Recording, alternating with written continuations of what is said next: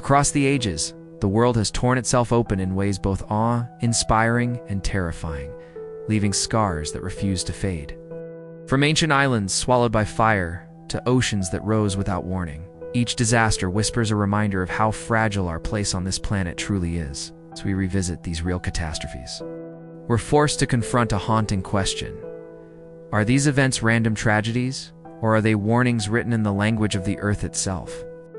Join us as we explore the real disasters that shaped human history, starting with a day when the sky itself turned black. Imagine the Aegean Sea, around 3,600 years ago. The island of Thera, what we now call Santorini, is a bustling hub of the Minoan civilization. Fishing boats bob in a calm turquoise sea. The sun warms whitewashed homes nestled on volcanic slopes. It's a picture of paradise, a center of art, trade, and culture.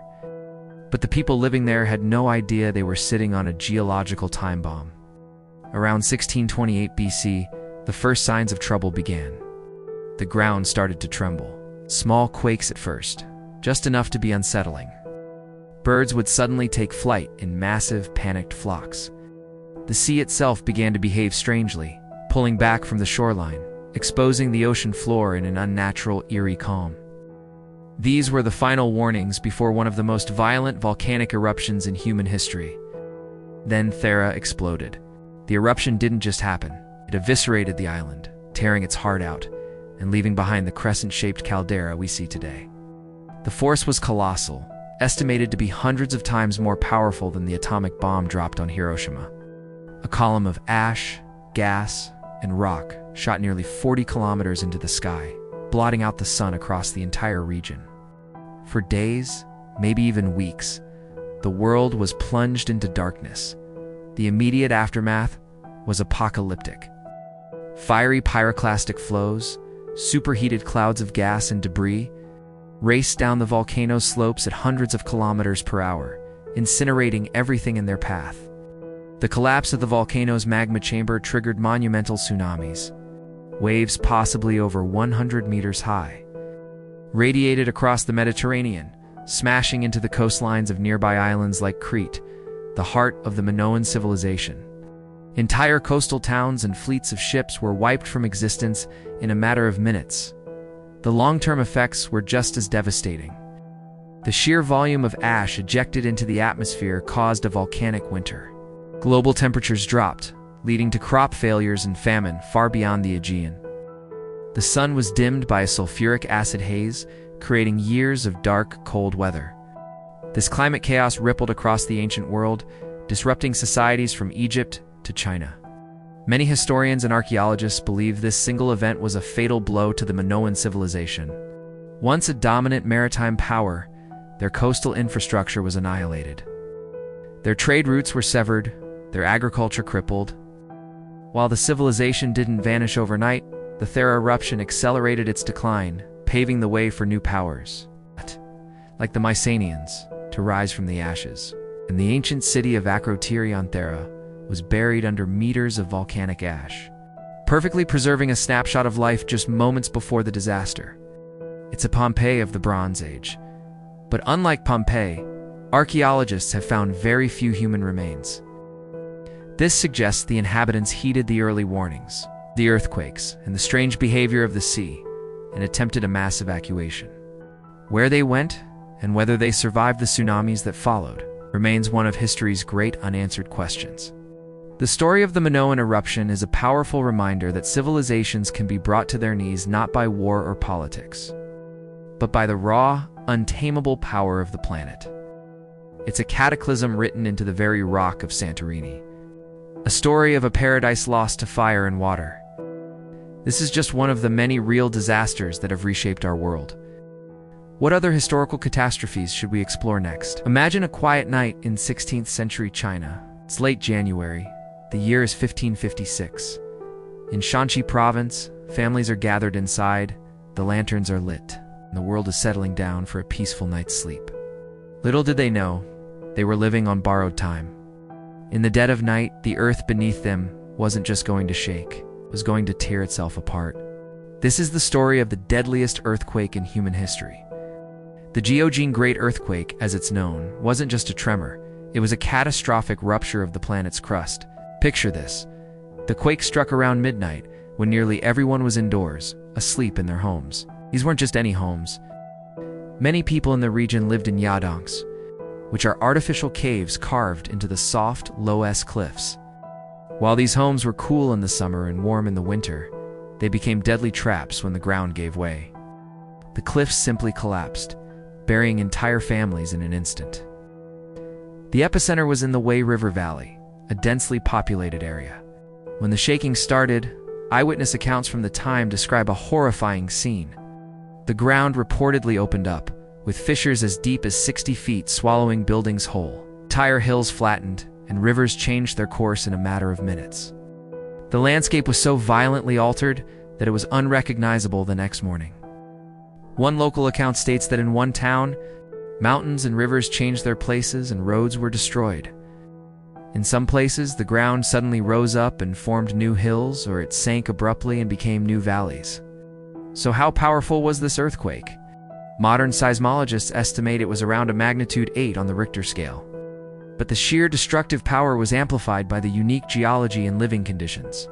The soft, loess soil, which is a type of silty sediment, essentially liquefied during the quake. Think of it like turning solid ground into a thick, unstable fluid. This is why the cliffs crumbled and huge chasms opened up. The destruction wasn't limited to a small area either. The quake was felt across 97 different counties and multiple provinces. Some cities were completely leveled. With an estimated 60% of the population wiped out in certain areas, the official death toll recorded in imperial annals is a staggering 830,000 people. Let that number sink in. It's more than the entire population of some modern cities, all lost in a single night. Now, historians believe that number includes both those who died directly from the quake and those who perished in the aftermath from things like fires, famine, and disease. But even if we adjust the numbers, it's still, without a doubt, the deadliest earthquake ever recorded. To put it in perspective, the 2004 Indian Ocean earthquake and tsunami, a devastating event in our own time. In the aftermath, the survivors faced a living nightmare. Their world had been physically and emotionally shattered. So what can we learn from a 500-year-old disaster? For one, it's a powerful reminder of nature's immense power. It also drove early Chinese thinkers to try and understand what causes earthquakes. Hey everyone, and welcome back to our series on the most impactful natural disasters in human history. We're looking at a day that seared into the memory of the world. A day when the ocean itself seemed to turn against humanity. This is the story of the 2004 Indian Ocean tsunami, the wave that swallowed nations. Our story begins on December 26, 2004. Imagine a perfect holiday scene. Serene beaches in Indonesia, Thailand, Sri Lanka, and beyond. Tourists are soaking up the sun, children are playing in the sand, and local communities are going about their day. The morning is peaceful, beautiful, and utterly unsuspecting of the catastrophe brewing just beneath the waves. Deep beneath the Indian Ocean, off the western coast of northern Sumatra, Indonesia, the Earth's crust was under immense strain. The Indo-Australian plate had been grinding against the Eurasian plate for centuries, building up an incredible amount of pressure. At 7:59 a.m. local time, that pressure was released. A massive undersea megathrust earthquake, with a magnitude of 9.1 to 9.3, ruptured the seafloor. It was the third largest earthquake ever recorded on a seismograph, and its energy release was equivalent to thousands of atomic bombs. The quake was so powerful it caused the entire planet to vibrate by as much as 1 centimeter.